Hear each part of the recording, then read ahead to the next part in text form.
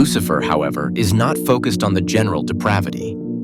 He stands at the edge of the desolation, observing a small, incongruous pocket of serenity amidst the blight.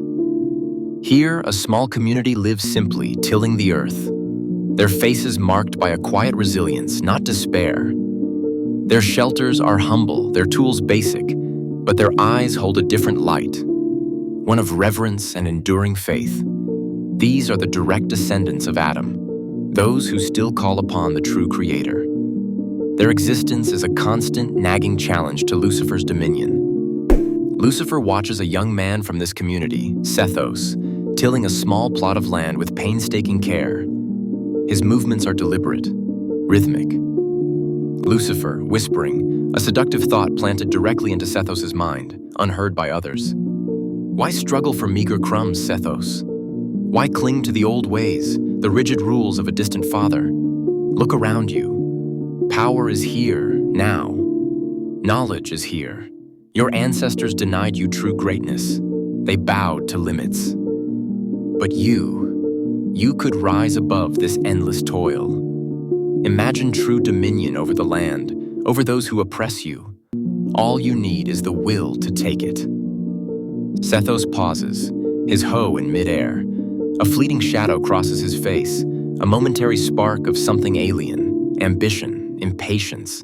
He shakes his head, as if clearing a cobweb, and returns to his work, but the seed of thought has been planted. Lucifer smiles, a knowing, chilling expression. He understands the profound difference between teaching forbidden knowledge to those already inclined to grasp it, and subtly twisting the inherent righteousness of those who still cling to the light.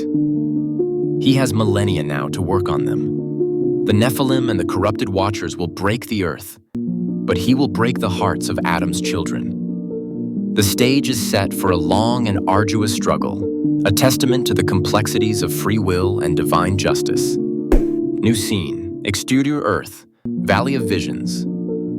Years later, the landscape has further degraded, the air thick with the dust of constant conflict and a pervasive sense of dread. Yet, in a hidden valley, nestled amongst the few remaining untouched groves, a serene light emanates from a small, humble gathering. The descendants of Adam, though diminished in number, still cling to their faith, their faces lined with hardship, but their eyes clear with unwavering devotion. Among them is Enoch, the seventh from Adam. He is an old man, his beard long and white, but his eyes possess a piercing clarity, a profound wisdom that seems to gaze beyond the veil of the material world. He moves with a quiet dignity, his presence radiating an almost tangible peace that repels the encroaching darkness. He spends his days not in the frenetic scramble for survival, but in contemplation, in communion with the unseen. Lucifer, though unseen, hovers at the periphery of the valley, a shadow of pure malice.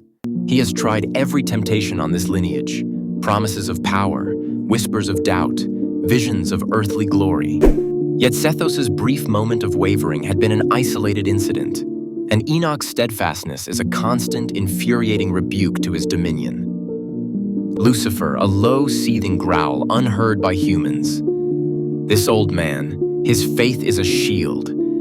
He speaks of an invisible power, a distant father, when all evidence points to my rule. He taints the minds of the last righteous. Suddenly, the valley shimmers. Enoch looks up, his face transfixed, then falls to his knees, not in fear, but in awe. Melchizedek, resonant, gentle, but with absolute authority, heard only by Enoch and resonating in the very ground beneath the loyal descendants.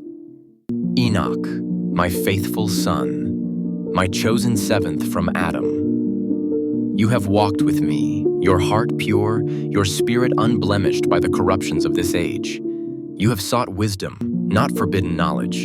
You have honored the order of creation, not defied it. The loyal descendants of Adam look at Enoch, a reverent silence falling over them. They sense the divine visitation, though they do not hear the words.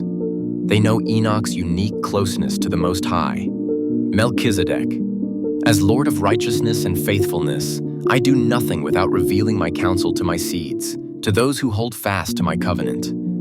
The time for the great judgment of Lucifer has been declared. 70 times 70 divine calendar times. This cosmic circle is not merely a period of darkness, but an unfolding of truth.